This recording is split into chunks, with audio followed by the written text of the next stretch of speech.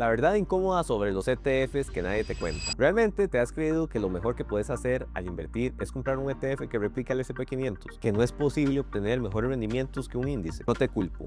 Esa idea se ha instalado con fuerza en los últimos años, alimentada por gurús financieros y creadores de contenido que se disfrazan de educadores, pero en realidad solamente tienen un objetivo claro, que es vender. Pero hoy quiero mostrarte por qué ese consejo tan popular puede estar frenando el crecimiento real de tus inversiones. Y sobre todo, quiero ayudarte a entender por qué no necesitas ser un genio para obtener mejores resultados, solo necesitas criterio. Soy Aaron Modeo, fundador de Doji Club, y si estás abierto a cuestionar esa premisa, seguí mirando, porque en los próximos minutos voy a mostrarte con datos y argumentos claros por qué la inversión pasiva en ETFs y fondos indexados no siempre es la mejor opción para maximizar tu inversión a largo plazo, y por qué la gestión activa tiene más sentido que nunca, y cómo puedes usarla a tu favor, incluso si hoy no tienes experiencia. Pero entendamos primero de dónde viene ese boom de los ETF. Aunque los ETFs aparecieron en el mercado en la década de los 90, la realidad es que en los últimos años se han convertido en la principal herramienta de inversión para muchísimos inversionistas particulares. ¿Y esto por qué?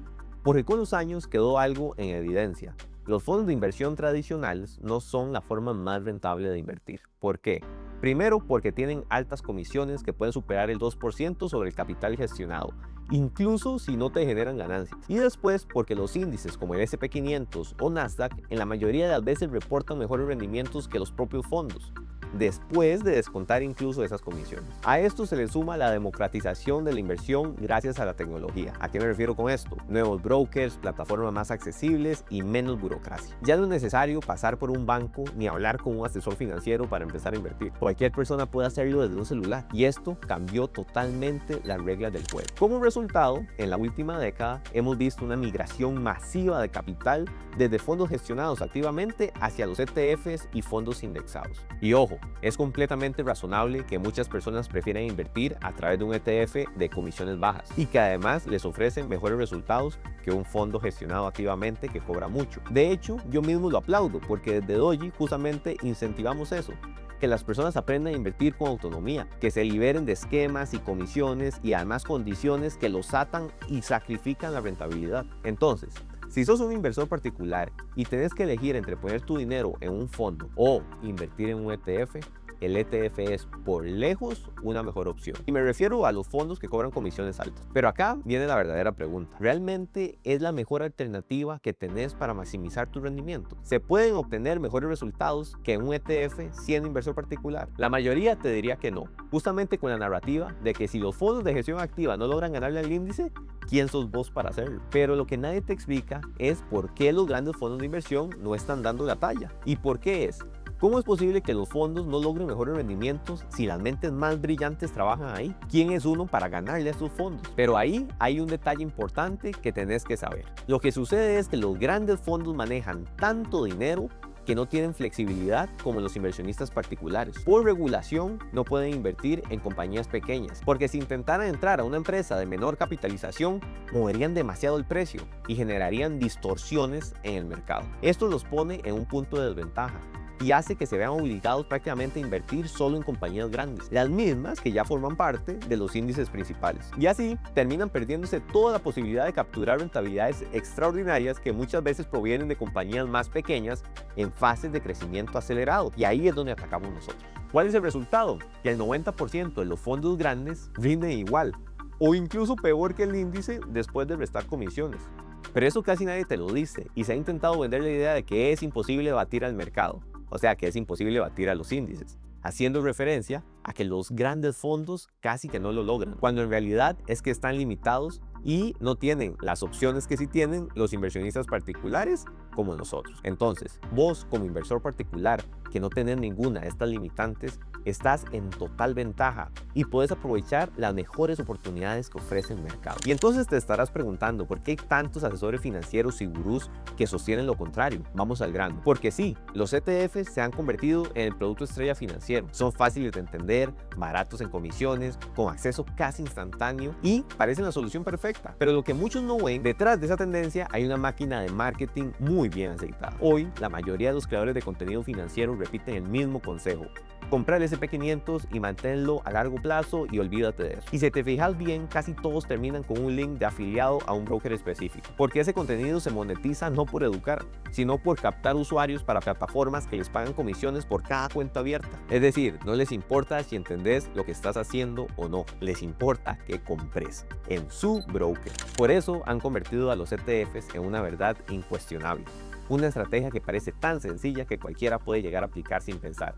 Pero justamente por eso es tan peligrosa. De hecho, uno de los grandes argumentos que más se utiliza para vender los ETFs como una estrategia de inversión ideal son los rendimientos extraordinarios que han tenido en los últimos años. Y sí, a primera vista parecen impresionantes. Pero si miramos los números más de cerca, descubrimos algo que puede ser una futura decepción para muchos inversionistas. En el 2023, el SP500 cerró con retornos del 26%. Sin embargo, cuando lo desarmamos, nos encontramos que las llamadas 7 magníficas, que es Apple, Microsoft, Alphabet, Meta, Tesla, Nvidia y Amazon, fueron responsables de prácticamente todo ese rendimiento. En conjunto, estas 7 compañías generaron un 76% de rentabilidad y las otras 493 compañías que también forman parte del índice, apenas un 8%. Un año después, en el 2024, este patrón se repitió con retornos del 25%.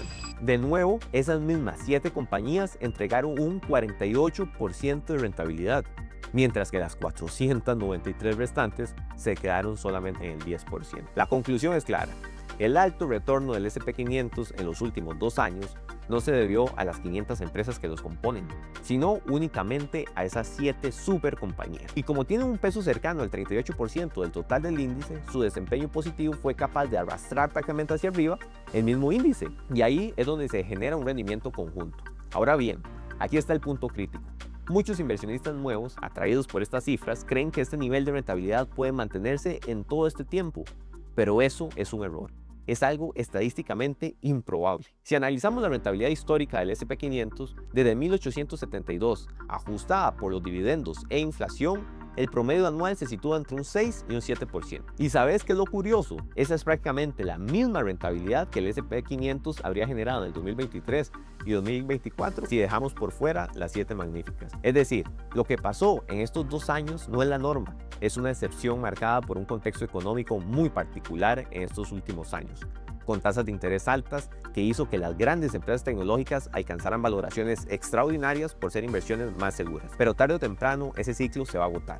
Y cuando eso ocurra, el capital empezará a rotar hacia nuevos sectores y nuevas compañías, dejando de lado estas gigantes que hoy sostienen al índice. Entonces la realidad es que cuando compras el ETF del SP500, lo que estás haciendo en realidad es apostar fuerte por ese puñado de gigantes empresas tecnológicas y diversificar en el resto de empresas que contribuyen poco o incluso llegan a restar a tu rendimiento. Eso no es una estrategia balanceada.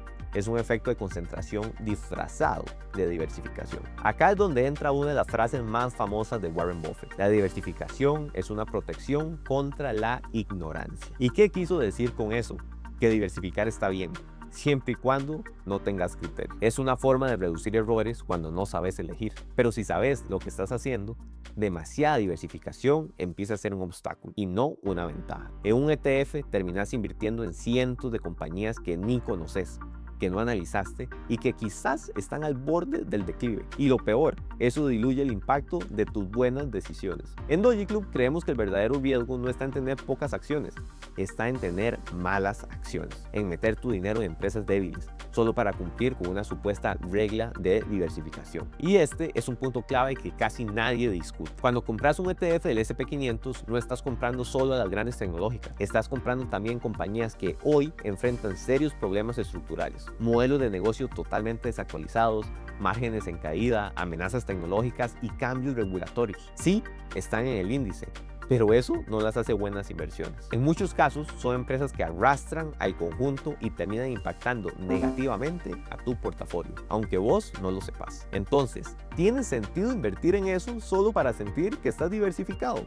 De hecho, no es casualidad que el mismo Warren Buffett, el inversor más respetado del mundo, liquidó recientemente todas sus posiciones en el ETF del SP500. Sí, se deshizo completamente del VOO y el SPY. Esto no es un rumor, está documentado en su último informe 13F presentado ante la SEC. ¿Qué te dice eso? Que incluso quienes durante años mantuvieron posiciones en inversión pasiva están rotando su capital a la inversión activa. Están reconociendo que el contexto actual requiere algo más que simplemente dejarse llevar por el índice. Entonces sí, los ETFs pueden ser una buena base, pero confiar únicamente en ellos puede limitar seriamente el crecimiento de tu dinero, porque te alejan de una pregunta clave, que es ¿qué estoy comprando y por qué lo estoy haciendo? Y por eso es que en Doji Club no te damos recetas mágicas ni te vendemos productos escondidos.